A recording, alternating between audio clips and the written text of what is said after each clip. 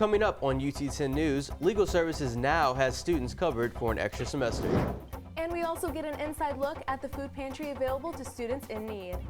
Plus, our own Cody Smith talks to Brad Evans after the women's soccer team's contest with the Akron Zips. Your news in 10 minutes starts now. Thanks for joining us. I'm Guyton Matthews. And I'm Nadine Armouche. A deadly virus that has been around for 30 years is now causing a global concern. Reporter Lydia Sims takes an inside look on how staff at the University Medical Center are preparing for the potential Ebola outbreak. The UT Medical Center started in July to prepare for the spread of Ebola. Ebola virus disease, also known as EVD, is a rare but deadly virus that causes bleeding inside and outside the body. The symptoms include high fever, sore throat, headache, joint pain, bleeding, and bruising. EVD is not a contagious disease, but can be transmitted by skin and bodily fluids. Director and Chair of Emergency Medicine, Dr. Kris Brickman, says there's a task force called Code Orange who will manage patients with EVD. Second-year pharmacy student Sherry Saka believes she has nothing to be concerned about. I think since they've been telling us they've been prepared, doing drills and stuff, it makes me feel more safe. Dr. Brickman believes their early preparation has paid off. We're ready. We still have some more training to do, and I have to say again, it's a fluid situation. We understand this is the problem that we must make sure we do the right thing and we protect our people. There are currently no patients at UTMC that have been exposed to the Ebola virus disease. I'm Lydia Sims for UT10 News.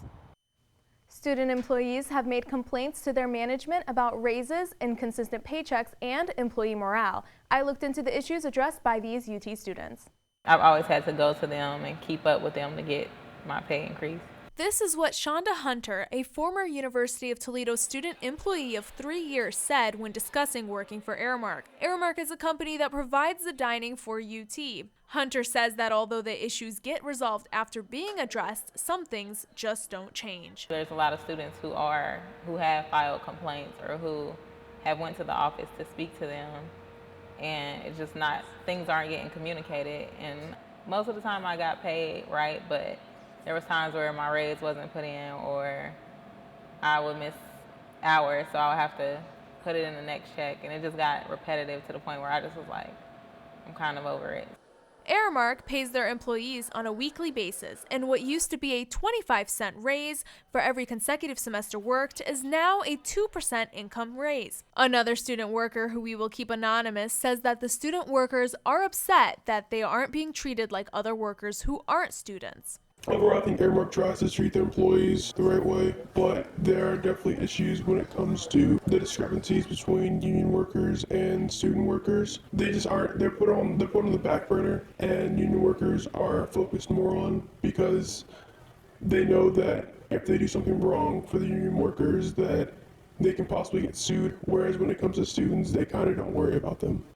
Aramark representatives refused to go on camera, but told me that there was a computer glitch with the payroll system that only affected a few employees. Legal Services now has a way for UT students to get legal help year-round. Students will now have the option to pay a $20 fee in order to be covered for both spring and summer semesters.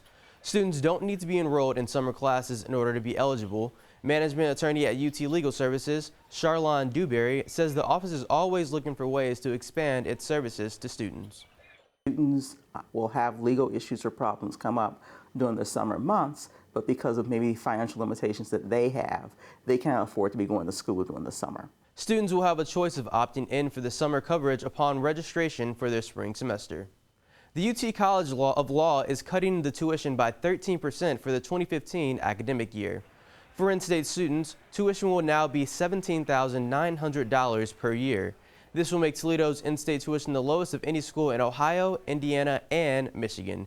Dean of the College of Law, Daniel Steinbach, says the cost of law school is pricing some students out of the market. What this does is highlight what a good value this law school has been and in the future will be even more. Out-of-state tuition also saw a decrease of $2,000. A food bank for students has opened on campus. The pantry has been open since Labor Day and held its grand opening last week.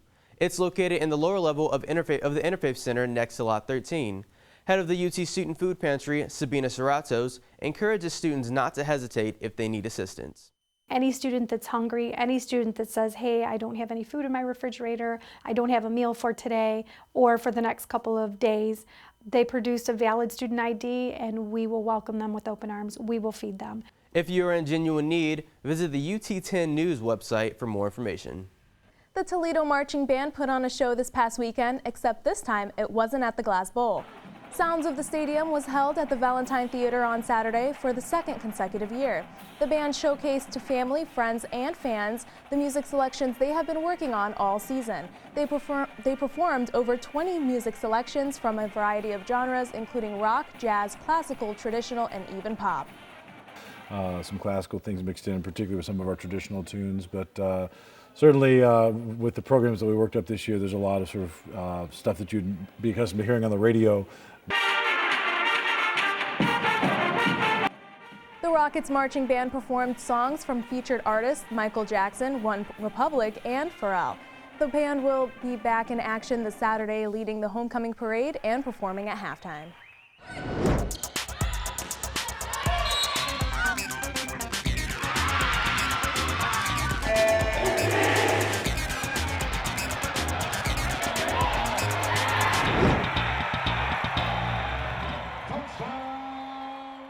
I'm Cody Smith, and this is your UT10 Sports. It was an exciting weekend in Rocket sports. The softball team took on the Owens Express, and the volleyball team faced the Ohio Bobcats. But first, the women's soccer team hosted the Akron Zips in a MAC conference showdown. The Rockets came out on the attack in the first half, creating multiple opportunities from the start.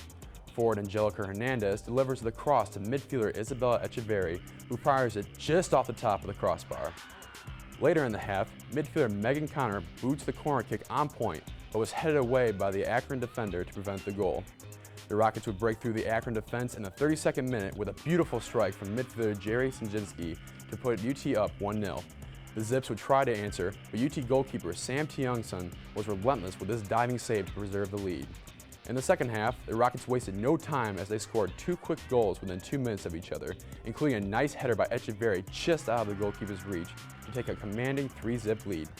The Rockets kept up their stifling defense and completed the shutout, their 6th one this season, as goalkeeper Tiongson collected 5 saves in the game.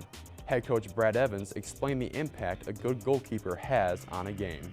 I think what you find is that you rely on goalkeepers for 2 things. You got to make the savable saves, and then if you can make one save that nobody's expecting, and she did that on, Lonnie Smith's breakaway in the first half, came in with a big save, and that's a game-changing type thing.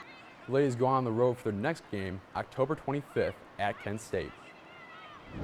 The volleyball team continued their fall season on Saturday when they faced the Owens Express at Scott Park. They put up 4 runs in the first inning and added 7 more on their way to an 11-run shutout of the Express. First-year head coach Kristen Butler says she's pleased with the team's growth thus far. You know, the sky's the limit. You can only go up. And, like I said, we're working on a lot of things. In just the past 4 weeks of team practice, I've seen a lot of improvement. And, I think it's only going to keep growing. The Rockets are set to play next October 25th when they host Findlay. The UT volleyball team was faced with a tough task Saturday as they took on the defending MAC's conference champs, the Ohio Bobcats. The 14-4 Bobcats came out strong, taking the first set with many fierce-looking kills. OU outside hitter Kelly Lamberti delivers a devastating kill behind the Rocket back line. The Rockets would stay tough as middle blocker Rachel Viduric strikes one of her own at the net.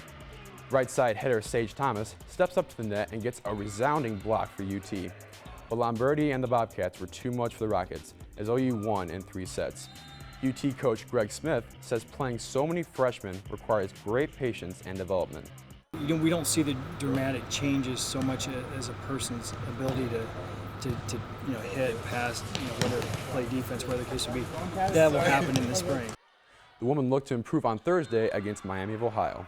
Thanks, Cody. That's it for UT10 News. Stay tuned later in the week for my feature on Taiwan On, a UT charity raising money for prostate cancer, featuring the UT Taiwan On 2014 bow tie. You can watch that and our complete newscasts on our website, on YouTube and Facebook, where you can get caught up on all of your campus news whenever you want. For Guyton Matthews, Cody Smith, and all of our crew, I'm Nadine Armouche. Have a great week and stay tuned for more news from the UT campus.